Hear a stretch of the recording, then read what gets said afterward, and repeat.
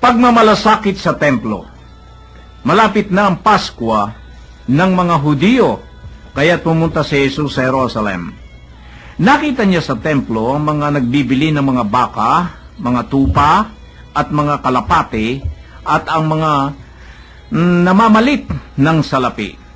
Gumawa siya ng isang panghagupit na lubid, at ipinagtabuyang palabas ang mga mangangalakal, pati mga baka at mga tupa.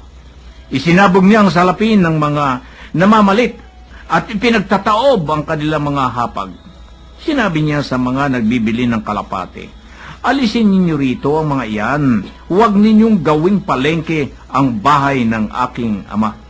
Naalaala ng kanyang mga alagad na sinabi sa kasulatan, ang aking malasakit sa iyong bahay ay parang apoy na nag-aalab sa puso ko.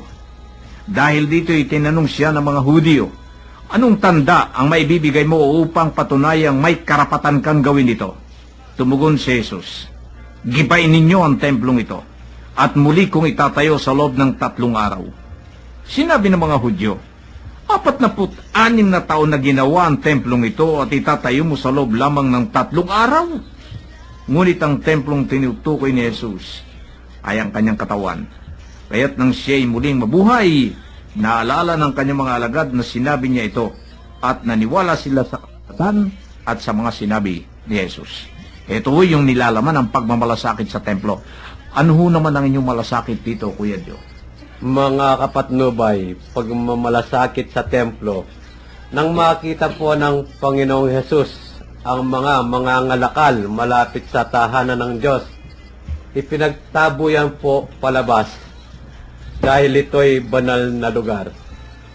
Sana'y galang po natin ang bahay dalanginan ng Diyos. Huwag po nating gawing parang palengke ang paligid nito. Amen. Yan may nakikita natin, Kuya Dio, ngayon na marami talagang mga simbahan na halos hindi ka na lakad ng maayos dahil sa punong-puno na ng mga magtitinda, parang at maingay, hindi ka pagka nagdarasal ang taimtim, masyadong marami na mga nakakaagabala sa iyo. Nakikita natin yan. Totoo yan. Sa mga ibang lugar, meron nga mga simbahan na sabi ko sa iyo, salasalabat halos pumasok na nga sa loob yung mga magtitinda ng mga So, mawawala yung pinakadiwa ng iyong nais na mapalapit ka ng iyong mga taimtim na panalangin at paghiling mo sa Diyos. Yan ho nakita ni Kuya Dio. Kuya Ben, ano nakita niyo rito? Alam niyo po, may dalawang bagay na nakapaloob dito. Kasi totoo yung sinasabi natin sa nakikita ng ating mga mata, ito yung tinatawag na practical na nakikita sa mga simbahan.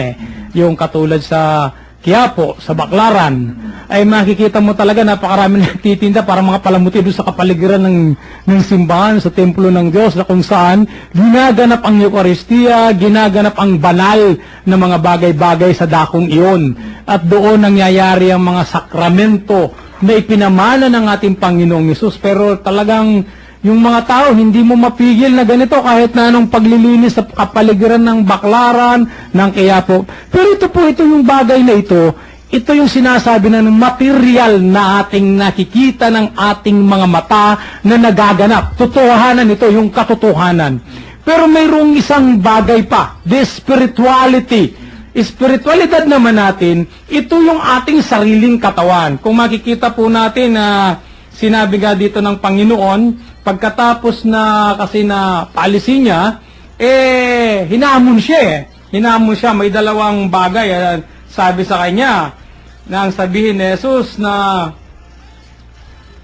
ang aking malasakit sa iyong bahay ay doon sa salitang ito, ang aking malasakit sa iyong bahay ay parang apoy na nag-aalab sa puso ko. Ito'y na nakasulat sa mga una na isinasabuhay ngayon ni Jesus. Dahil dito, tinanong siya ng mga Hudyo, anong tanda? Yang unang salita, tandaan po natin, anong tanda? Mahilig kasi sila doon sa mga patunay doon sa mga mayroon ka bang may pre-present sa akin na ebidensya na ikaw nga ay isang tunay na anak ng Diyos na may karapatan magpaalis? pinakita natin yung material na nakikita ng ating mga mata, katulad nga po yung sinasabi natin, nararanasan natin sa kapanahunan, ang simbahan ng Quiapo, klaro na ating pong ginawang halimbawa. Ito naman yung spiritualidad na hindi nakita. Nung unang-una nang sabihin ni Jesus na gibain ninyo ang timplong ito at muli kong itatayo sa loob ng 3 araw. Ito naman yung spirituality. Tayo po, karamihan sa atin, hindi natin nga kasi napapansin na tayo'y bilang isang templo ng Diyos, kung ano-ano rin ang ginagawa natin, burluloy dito, burluloy doon, at lahat ng layaw sa katawan, lahat ng pasarap sa buhay, pangkatawan, ay ginagawa at nakasasama sa templo ng Diyos, sa templo ng Espiritu Santo.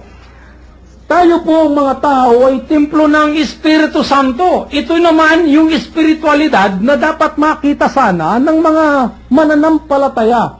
Gaya ng sinabi ni Jesus, pagkaraan ng 3 araw na hindi naunawaan ng mga nakikinig sa kanya, subalit yung mga alagad nag-isip din, pero sa bandang huli na lamang, nung muli siyang mabuhay ng 3 araw, saka lang din nila naunawaan yung spirituality, sinasabi ni Jesus, na yun ang katawan. Yung katawang espiritualidad na templo ng Diyos. Kaya kung babasahin po natin, sabi nga nito, dito sa unang Korinto, kabanata 12, mga talata 12, at iba pa, nakalagay dito sapagkat si Kristo'y tulad ng isang katawan na may maraming bahagi, bagamat binubuo ng iba't ibang bahagi, isa pa ring katawan. Lahat, yun. Tayong lahat, maging Hudyo, Grego, Alipin man o Malaya, ay binautismuhan sa isang espiritu upang maging isang katawan. Tayong lahat ay pinainom sa isang espiritu. Ang katawan ay binubuo ng maraming bahagi at hindi ng isang bahagi lamang. Ano pong ibig sabihin? Tayo'y nakikibahagi sa katawan ni Kristo. Kung tayo'y nakikibahagi sa katawan ni Kristo, na katulad sa Eucharistia na tumatanggap tayo ng husya at katawan ni Jesus, nangangahulugan, napakahalaga rin ng katawang ito, itong templong ito na pinangangalagaan ni Jesus, na mailigtas sa apoy ng impyerno, dapat ito ang higit na makita natin kaysa sa mga bagay-bagay na material na inilalagay natin sa katawan para lamang maging kaaya-aya sa tingin ng napakaraming tao. Pero yung espiritualidad ay nakakalimutan ng mga taong ito. Amen, Kuya Rick. Kuya, may karagdagan sa sinabi ng mga kasama natin. Alam mo, bakit nga ba may nagtitinda roon ng tupa, ng baka, ng mga kalapate, at bakit may namamalit? May money changer Mayroong money changer doon sa loob ng templo. Kasi, kapag noong unang panahon, inutos ng Diyos kay Moises na ang isang tao na nagkasala, ayon sa kanyang antas sa kanyang buhay, ay mayroong isang hayop na papatayin para sa paghuhugas na ng kasalanan. Yung dugo nito, ng hayop na ito, ay isasabog doon sa altar na pinagawa niya sa templo. Sa gisag ng pagtugon ng mga Israelita sa utos ni Moises, kaya mayroong kalapati, may tupa, may baka. Yung kasing kalapati ay para sa mga mahihirap. Yun ang kaya lamang nilang ialay o bilhin sa templo. Pero ang nakakasuya dito, ipinasok nila sa loob ng templo yung mga baka, yung mga hayop, kaya medyo nagtampo sa kanila ang Panginoon. Gumawa siya ng lubid. Kaya sabi niya, nakalagay na ang bahay ng aking ama ay dapat bahay dalanginan, hindi isang palengke. Kaya nagagalit naman itong mga eskriba at pariseo at mga saserdote na namamahala sa templo ay mawawalan sila ng cut eh. Tuition na rin pala yung cut, no? Oo, meron. Kasi may